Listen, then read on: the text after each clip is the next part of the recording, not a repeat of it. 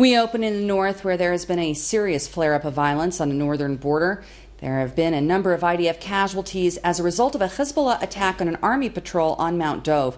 Troops returned fire, and the Security Cabinet is meeting at this hour to consider its options. Joining me now in the studio to bring us up to date is IBA's R.A. O'Sullivan. R.A. Thank you, Erin. Well, at this moment, IDF artillery and aircraft are attacking Hizbullah targets in southern Lebanon, and smoke can be seen rising in the area north of Metula in retaliation for an attack by Hizbullah on an IDF convoy traveling on Mount Dove.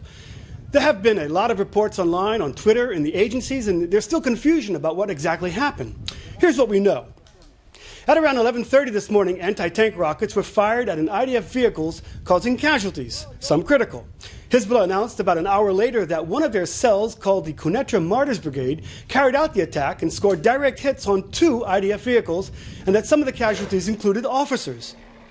The IDF spokesman has confirmed that there are casualties, possibly 7, but that no soldiers have been kidnapped, and censorship prevents us from giving more details on the casualties.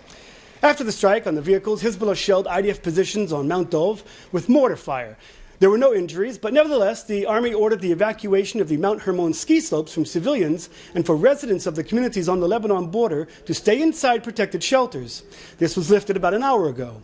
A mortar shell fell on the Alawite village of Rajar and reportedly caused some damage, but no injuries. The IDF retaliated with artillery and airstrikes, and the IDF spokesman said that this was not the last response. Reports from Lebanon say that a UNIFIL peacekeeper from Spain was killed by the IDF fire. Large IDF forces were seen deploying along the border for a major retaliatory operation. We know that IDF Chief of General Staff Lieutenant Benny Gantz has convened his top brass in the Northern Command. Prime Minister Benjamin Netanyahu cut short his visit to Sderot today and reacted to the strike with this warning. Those who try to challenge from the north should remember what happened this summer in Gaza. Hamas suffered the most serious blow since it was founded this past summer, and the IDF is prepared on every front.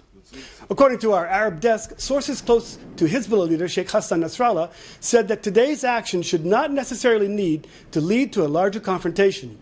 Israel has been bracing for a retaliatory strike by Hizbullah ever since a strike attributed on Israel on the Syrian side of the Golan border 2 weeks ago that killed 6 Hizbullah terrorists and an Iranian general. At the same time, the IDF was also combing the north today for possible tunnels under the border.